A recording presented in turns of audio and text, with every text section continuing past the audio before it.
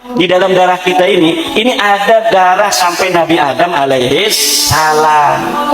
Nih kalau kita misalnya tes DNA, tes DNA-nya dengan 10 sepupu kita ada 10. Cek cek cek cek cek. Misalnya satu kakek, cucunya ada 10, di tes DNA itu generasi kedua mentok di situ sama semua kakeknya. Sebelum saya menanggapi video dari Ki Imaduddin ini, saya kasih tahu dulu ciri khas golongan Imaduddin ini menyerang para pembela habaib. Ini biasanya mereka bilang, ini hanya mau buat konten saja. Sudah, ini hanya mau buat konten saja dan semacamnya.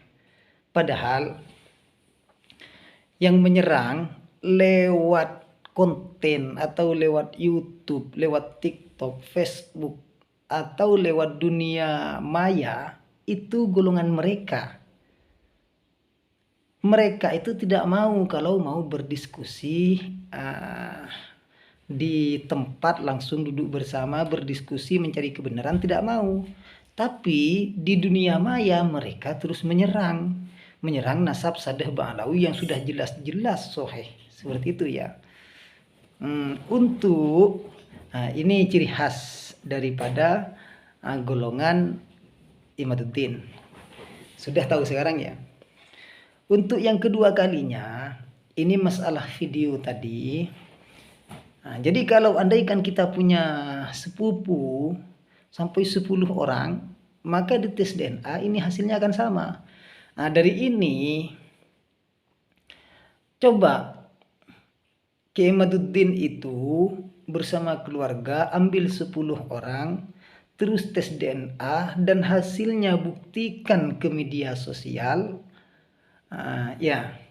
Apakah sama hasilnya? Baru orang akan percaya kalau DNA itu benar-benar valid. Dan ini mendukung daripada teori yang dikeluarkan oleh Dr. Sugeng. Ini kan Dr. Sugeng masih belum ada pembuktian bahwa 10 orang dari satu keluarga ini bisa sama ke atas hasilnya. Ini tes DNA memang beda dengan golongan darah itu ya. Kalau golongan darah itu antara anak dan bapak kadang tidak sama, ini hasilnya tidak sama, beda. Ada yang golongan A, ada yang O, ada yang B, ini tidak sama. Di tes DNA ini apakah benar-benar valid? Kenapa dulu ulama itu melarang mengotak-atik nasab yang sudah sahih bisyuhra wal istifadah, itu dilarang diotak-atik dengan yang namanya DNA. Ini dulu ulama sudah mengkaji DNA ini. Ulama ini sudah meneliti. Karena hasilnya tidak akan valid ini. Kalau tidak percaya coba. Tadi itu secara pede, sangat pede ya. Kiai Imaduddin itu bilang bahwa kalau kita punya sepupu sampai 10 orang, di tes DNA itu sama hasilnya. Coba buktikan. Sebar di media sosial. Ini buktinya. Saya tidak hanya nyuruh saja. Saya sudah membuktikan. Saya rela mengeluarkan biaya untuk membuktikan kevalidan DNA. Ya, siapa saja kawan, saudara, kalau hanya menyuruh, ya bisa-bisa saja. Orang disuruh tes DNA. Dirinya sendiri takut untuk membuktikan kevalidan DNA. Sebelum menyuruh orang lain itu, kita dulu membuktikannya, baru nanti menyuruh orang. Ini namanya akal sehat. Ya, tolong ini bisa dipaham ya untuk orang-orangnya Kiai Imaduddin. Ini bukan dalam rangka apa. Orang-orang Kiai Imaduddin ini hanya bisa dibantah lewat video-video semacam ini, meskipun ini sebenarnya tidak berguna karena bagi mereka tidak akan masuk juga. Tapi kalau ini dibiarkan, maka orang-orang yang tidak terpengaruh ini bisa jadi nanti percaya dan terpengaruh. Makanya ini tidak bisa dibiarkan bagi orang yang tahu dan mau mengamalkan kulil haq walau kana murron. Katakanlah yang hak walaupun kamu akan terbakar. Seperti itu ya.